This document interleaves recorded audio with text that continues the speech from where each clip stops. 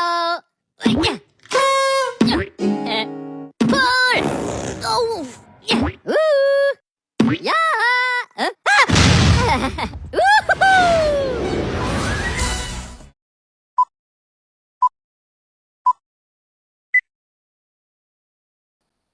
Assalamualaikum warahmatullahi wabarakatuh. Perkenalkan, kami dari kelompok 1 kelas teori keputusan akan menjelaskan materi kami, yaitu metode SMART, yang beranggotakan kelompok Afifah Salsabila, Wafiq Alia, dan Putri Rahmatun. Materi pertama yang akan dijelaskan oleh saya yaitu 1. Latar belakang. Dalam pengambilan keputusan, terutama yang melibatkan banyak kriteria atau atribut, seringkali diperlukan alat yang dapat menyederhanakan proses evaluasi dan perbandingan. Keputusan yang melibatkan berbagai faktor ini bisa menjadi sangat kompleks dan memakan waktu jika tidak ada pendekatan yang terstruktur. Dalam konteks ini, metode Simple Multi-Attribute Rating Technique atau SMART muncul sebagai solusi menawarkan pendekatan sistematis dan terstruktur untuk menangani keputusan multi-kriteria. Metode ini dikembangkan dengan tujuan untuk mempermudah para pengambil keputusan dalam menyaring berbagai alternatif berdasarkan kriteria yang telah ditentukan, sehingga keputusan dihasilkan lebih objektif dan terukur. Yang kedua yaitu ada tujuan. Pertama, menyederhanakan proses pengambilan keputusan, memberikan alat yang telah menyederhanakan dan menstrukturkan proses pengambilan keputusan yang kompleks. Yang kedua, meningkatkan kualitas keputusan dengan memberikan analisis yang terstruktur dan berbobot. SMART bertujuan untuk meningkatkan kualitas keputusan yang diambil berdasarkan data dan informasi yang tersedia. Yang ketiga itu memfasilitasi evaluasi dan objektif, mengurangi bias dan subjektivitas dalam proses evaluasi dengan menggunakan kriteria yang telah ditetapkan dan diukur secara kuantitatif. Yang keempat itu menyediakan alat untuk perbandingan yang jelas, membantu mengambil keputusan untuk dengan mudah membandingkan alternatif-alternatif yang ada berdasarkan nilai total yang dihasilkan dari perhitungan SMART.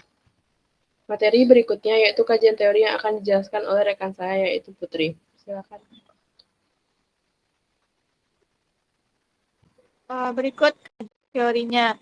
Metode Simple Multi-Attribute Rating Technique atau SMART adalah alat yang digunakan untuk mengukur dan mengevaluasi alternatif berdasarkan beberapa kriteria atau atribut.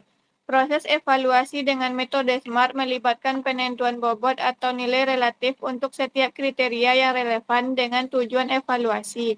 Setiap alternatif diberi skor pada setiap atribut, yang kemudian dikalikan dengan bobot kriteria yang sesuai, menghasilkan nilai total untuk setiap alternatif yang digunakan untuk perbandingan dan pemilihan. Kelebihan SMART terletak pada kesederhanaan dan efektivitasnya, memungkinkan pengambilan keputusan untuk dengan mudah memahami dan menggunakan metode ini dalam konteks evaluasi keputusan multikriteria. Metode SMART lebih sering digunakan karena kesederhanaannya dalam merespon kebutuhan pembuat keputusan dan menganalisa respon. SMART menggunakan linear additive model untuk meramal nilai setiap alternatif dan metode pengambilan keputusannya fleksibel. Metode ini memberikan pemanfaatan masalah yang tinggi dan dapat diterima oleh pembuat keputusan. Berikut langkah-langkah penyelesaian metode SMART secara umum. Yang pertama, menentukan masalah. Yang kedua, menentukan kriteria yang akan digunakan. Yang ketiga, menentukan alternatif yang akan digunakan. Dan yang keempat, memberi bobot pada setiap kriteria pada setiap alternatif. Yaitu yang pertama untuk benefit dengan rumus UI dikali A pangkat I sama dengan CI dikurang C-min dibagi C-max dikurang C-min. Sedangkan untuk cos, UI dikali A pangkat I sama dengan C-max dikurang C-out dibagi C-max dikurang C-min. Di mana WIJ adalah bobot kriteria pada baris I kolom KJ, code nilai record, C-min nilai minimal pada kriteria KX, dan C-max nilai maksimal pada kriteria KX. Yang terakhir yaitu hitung nilai normalitas pada setiap kriteria di setiap alternatif. Normalisasi sama dengan WIJ dibagi sigma WIJ dari I sama dengan 1 sampai dengan N. Yang keenam, nilai utilitas pada setiap alternatif. Dengan rumus U dikali AI sama dengan sigma WJ UI dikali AI dari J sama dengan 1 sampai dengan M, di mana WIJ sama dengan nilai pembobot kriteria KJ dan K kriteria. U dikali AI sama dengan nilai utility kriteria KI untuk kriteria KI. Yang ketujuh, lakukan perangkaian berdasarkan nilai utilitas. Dan yang terakhir, pilih alternatif dengan nilai utilitas terbesar. Berikutnya, contoh penerapan yang akan dijelaskan oleh Afifah. Selanjutnya, untuk contoh kasus yaitu kasus koperasi simpan pinjam. Koperasi simpan pinjam atau KSP Taman Martani Sejahtera adalah salah satu jenis koperasi simpan pinjam aktif yang memanfaatkan dana dari anggota yang berupa simpanan, kemudian menyalurkan kembali kepada anggota dalam bentuk kredit atau pinjaman. Saat ini, proses pengembalian pinjaman di dalam koperasi simpan pinjam dibagi menjadi 3, yaitu jangka pendek, menengah, dan panjang. Pada proses pelaksanaannya, permasalahan yang dihadapi dalam jangka waktu tersebut adalah koperasi menghadapi berbagai resiko seperti keterlambatan atau penunggakan dalam pembayaran dikarenakan berbagai alasan dari nasabah yang mengakibatkan kredit macet. Salah satu cara yang dapat dilakukan untuk mengurangi risiko keterlambatan pembayaran kredit adalah dengan memilih calon nasabah secara selektif. Langkah pertama yang dapat kita lakukan yaitu dengan menentukan kriteria yang digunakan, di mana di sini ada parameter kurang baik, cukup baik, baik, dan sangat baik dengan masing-masing nilainya yaitu 1 hingga 4.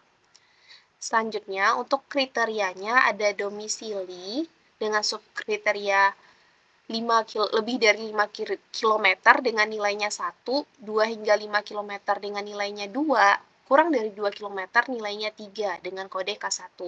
Begitupun seterusnya untuk kriteria status keanggotaan, pekerjaan, penghasilan, jumlah pinjaman, kandidat nasabah, pinjaman di tempat lain, status pembayaran, hingga usia. Selanjutnya kita menentukan bobot kriteria. Nah, di sini bobot untuk kriteria domisili adalah 90. Jadi kita akan normalisasikan bobot dengan membaginya dengan total keseluruhan nilai bobot yaitu 660. Sehingga didapatkan untuk kriteria domisili normalisasi bobotnya atau bobot setelah dinormalisasi adalah 0,14. Begitupun untuk kriteria lainnya. Selanjutnya, berikut adalah data nilai setiap alternatif dari A1 hingga A16, yaitu calon nasabahnya dan kriteria 1 hingga kriteria 9. Selanjutnya, kita akan konversi nilai utility setiap kriteria berdasarkan cost atau benefit, di mana untuk kriteria pertama yaitu sifatnya yaitu cost, jika domisili semakin dekat maka akan semakin bagus. Kriteria 2 benefit, jika menjadi anggota koperasi maka semakin bagus. K3 benefit, jika mempunyai usaha maka akan semakin bagus. K4 benefit, jika penghasilan lebih banyak maka semakin bagus.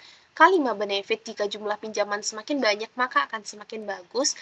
K6 juga benefit, karena jika kandidat nasabah semakin baik, semakin bagus. K7 cost, yaitu jika nasabah mempunyai pinjaman di tempat lain maka akan semakin jelek.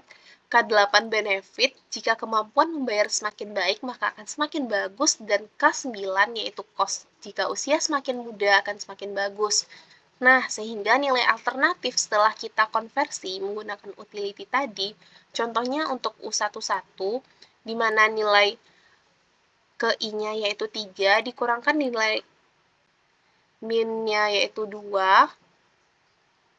nilai max-nya 3, dikurangkan nilai ke I-nya 2, dibagi dengan nilai max-nya yaitu 3, dikurang nilai min-nya yaitu 1, sehingga didapatkan nilainya 0,5. Seperti yang kita ketahui tadi, untuk kriteria pertama yaitu sifatnya adalah cost.